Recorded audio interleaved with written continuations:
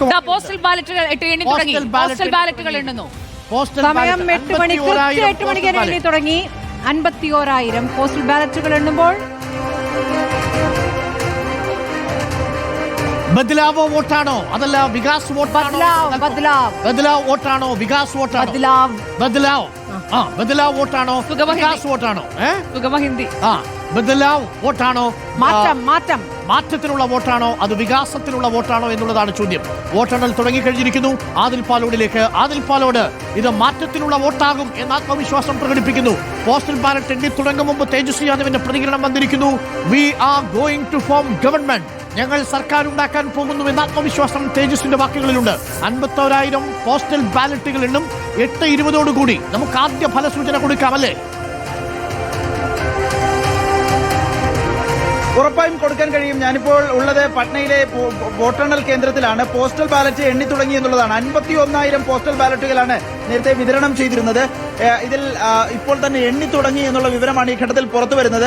ആദ്യഘട്ടത്തിൽ ഈ postal ballot കൂടുതലും BJPക്ക് അനുകൂലമാകാനുള്ള സാധ്യതയാണ് ആദ്യഘട്ടത്തിൽ വിലയിരുത്തിയിരുന്നത്. അങ്ങനെ തന്നെയാണ് കാണുകയും ചെയ്യുന്നത്. പക്ഷേ ആദ്യഘട്ടത്തിലെ വോട്ട് താഴ്ന്നു പോയതുകൊണ്ട് നിരാശപ്പെടേണ്ടതില്ല എന്നതാണ് തേജസ്വി അടുപ്പക്കാർക്ക് നൽകിയിരിക്കുന്ന നിർദ്ദേശം. തേജസ്വിയുടെ വാക്കുകളിൽ തന്നെയുണ്ട് ആത്മവിശ്വാസം. ഇപ്പോ ഇവിടെ സുരക്ഷയുടെ ഭാഗമായി പോലീസ് കുതിരപ്പുറത്ത് പോകുന്നത് നമുക്ക് ദൃശ്യങ്ങളിൽ കാണുന്നുണ്ട്. ഏതായാലും വലിയ സുരക്ഷയാണ് ഇവിടെ. നേരത്തെ BJPയുടെയും RJDയുടെയും ആളുകൾ ഉണ്ടായിരുന്നു. അവരെയൊക്കെ ഈ ഭാഗത്തുനിന്ന് ഒഴിപ്പിച്ചിട്ടുണ്ട്. ഒരു പ്രശ്നം ഉണ്ടാകാനുള്ള സാധ്യതയൊക്കെ കാണുന്നുണ്ട് പോലീസ്. ഒരു വിവരത്തിന്റെ കൂടി അടിസ്ഥാനത്തിലാണ് ഈ രൂപത്തിൽ വലിയ സുരക്ഷ ഏർപ്പെടുത്തിയിരിക്കുന്നത്. ഏതായാലും അരുൺകുമാർ അല്പസമയത്തിനുള്ളിൽ തന്നെ, മിനിറ്റുകൾക്കുള്ളിൽ തന്നെ ആദ്യ ഫലസൂചനകൾ ലഭിച്ചു തുടങ്ങും. വളരെ പ്രധാനമാണ്. നമുക്ക് ആത്മവിശ്വാസം തേജസ്വിയുടെ തന്നെ നമ്മൾ കാണുന്നു. ഉറപ്പായി മാറ്റമുണ്ടാകും. 18-ാം തീയതി എന്നൊരു തീയതി ഉണ്ടെങ്കിൽ അന്ന് മഹാസഖ്യം അധികാരമേൽക്കും എന്നതാണ് തേജസ്വി യാദവ് ഇതുവരെ പറഞ്ഞുകൊണ്ടിരുന്നത്. മാറ്റമുണ്ടാകുമെന്ന് എക്സിറ്റ് പോൾ ഫലങ്ങൾ പ്രതികൂലമായിട്ടും തേജസ്വി ആവർത്തിച്ച് പറയുന്നു.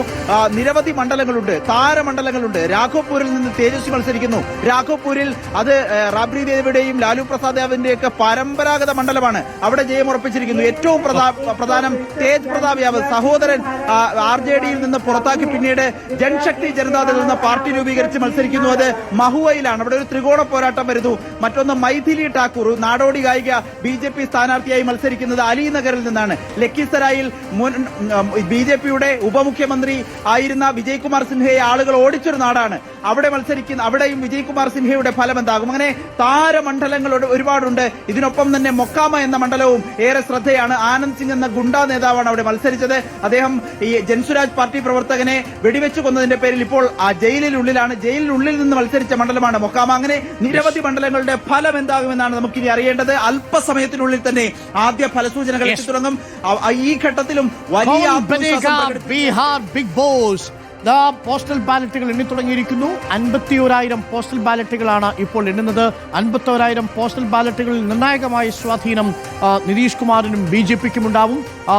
അതിനകത്ത് യാതൊരു സംശയവും ആദ്യ സൂചനകൾ NDAക്കൊപ്പമായിരിക്കും എന്നുള്ളതാണ് നമ്മൾ സ്ക്രീനിൽ വരുന്നത്. പിന്നെ അങ്ങോട്ട് അത് തുടരുമോ എന്നാണ് അറിയേണ്ടത്. അതെ, ആ തേരോട്ടം ഇനി തുടരുമോ എന്നുള്ളതാണ് അറിയേണ്ടത്.